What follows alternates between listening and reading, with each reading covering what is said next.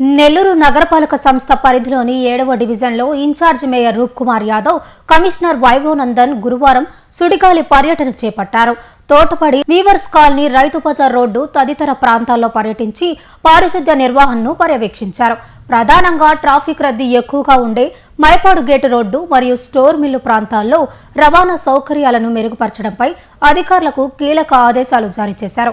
ప్రజలకు కనీస మౌలిక వసతులు కల్పించడంలో నిర్లక్ష్యం వహించవద్దని వారు స్పష్టం చేశారు. ఈరోజు నెల్లూరు నగరపాలక సంస్థ పరిధిలో 7వ డివిజన్ స్థానిక కార్పొరేటర్ పెద్దలు కిన్నెర మాలాద్రన్న గారు ఈ డివిజన్లో అనేక ప్రజా సమస్యలు ఉన్నాయి.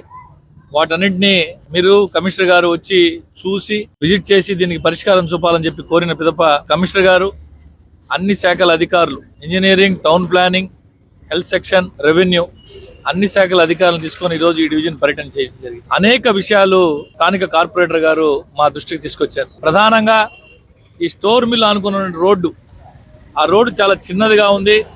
ఆ రోడ్డు కనుక కొంచెం వెడల్పు చేస్తే ఈ ప్రాంత ప్రజానీకం, ఇది ఒక 7వ డివిజన్ సమస్య కాదు, ఈ పక్కన ఉన్నటువంటి 2-3 డివిజన్ల ప్రజలందరూ కూడా ప్రధానంగా ఈ దారిని పోయే విషయం ఉంది. కాబట్టి దీని మీద ఎట్టైనా సరే దృష్టి సారించి దీని పరిష్కారం చూపమని చెప్పి కోరారు. తప్పకుండా అది గౌరవ మంత్రి గారి దృష్టికి తీసుకెళ్లి ఎలా చేయాలా, ఏం చేయాలనేది వీలైనంత త్వరగా దానికి కూడా పరిష్కారం చూపడం జరుగుతుంది. ఇదే కాకుండా ఈ సెంటర్లో 2 ప్రధాన కల్వర్ట్లు గతంలో అనేక సంవత్సరాల ముందు, దాదాపుగా 15-20 సంవత్సరాల క్రితం నిర్మించిన ఆ కల్వర్ట్లు పూర్తిగా కింది స్థాయిలో లో లెవెల్లో ఉండి పైనుంచి వచ్చే కాలువ నీళ్ళన్నీ పోయేదానికి అనేక రకాల ఇబ్బందులు ఉన్నాయి. తక్షణమే వాటిని పూర్తి చేసి ఆ కల్వర్ట్లన్నీ కూడా 2 కల్వర్ట్లు కూడా నూతనంగా నిర్మించమని చెప్పి కోరారు. వెంటనే కమిషనర్ గారికి ఆదేశాలు ఇచ్చి ఆ 2 కల్వర్ట్లు కూడా ఇవాళ సాయంత్రంకే టెండర్ పిలవమని కూడా చెప్పారు. కమిషనర్ గారు వెంటనే ఇవాళ సాయంత్రం కల్లా వాటిని టెండర్ కూడా పిలుస్తామని చెప్పి చెప్పడం జరిగింది. ఇవే కాకుండా అనేక ఈ ప్రాంతం అంతా కూడా ఓల్డ్ సిటీ, సోనస్పేట అంతా ప్రాంతం అంతా కూడా చాలా ఓల్డ్ సిటీ. ఇక్కడ అన్ని నిర్మించిన డ్రైన్లు కావచ్చు, రోడ్లు కావచ్చు, ఎప్పుడో నిర్మించినాయి. కాబట్టి వీటన్నిటి మీద దృష్టి సారించమని చెప్పారు. ఇవే కాకుండా ఇక్కడ బ్రిడ్జి, ఏదైతే ఈ మైపాడు రోడ్డుకి వెళ్ళే బ్రిడ్జి, ఇక్కడ నుంచి కనెక్టివిటీ బ్రిడ్జ్ ఉందో ఆ బ్రిడ్జి కూడా కొంచెం వెడల్పు చేస్తే బాగుంటుంది, ఈ ప్రాంత ప్రజలకు అందరికీ కూడా ఉపయోగకరంగా ఉంటుందని చెప్పి చెప్పారు. అది కూడా గౌరవ మంత్రి గారి దృష్టికి తీసుకెళ్లి చేయిస్తామని చెప్పి కూడా చెప్పడం జరుగుతూ ఉంది.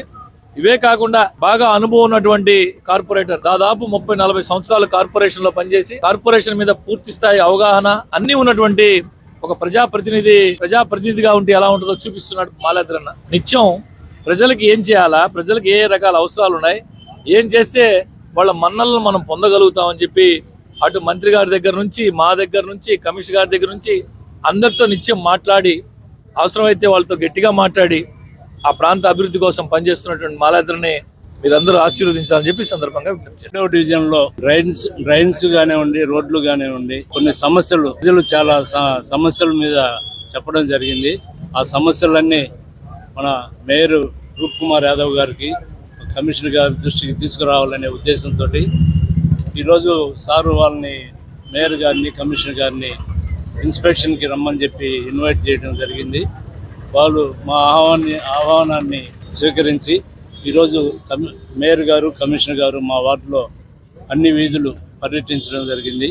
పర్యటించి సమస్యలన్నింటినీ పరిశీలించి వీటిని వెంటనే పరిష్కరించగలిగిన సమస్యలని వెంటనే పరిష్కరించేదానికి అధికారులందరికీ ఉత్తర్వులు జారీ చేయడం అయింది. ఈ విధంగా ప్రతిరోజు మా మేయర్ గారు, కమిషనర్ గారు ప్రతి వార్డులో ఏదో ఒక వార్డులో రోజు ఉదయం లేస్తే తిరుగుతూ ప్రజల సమస్యల మీద స్పందిస్తూ ఈ విధంగా మన గవర్నమెంట్కి, స్టేట్ గవర్నమెంట్కి ఎంతో మంచి పేరు తీసుకొస్తున్నారు.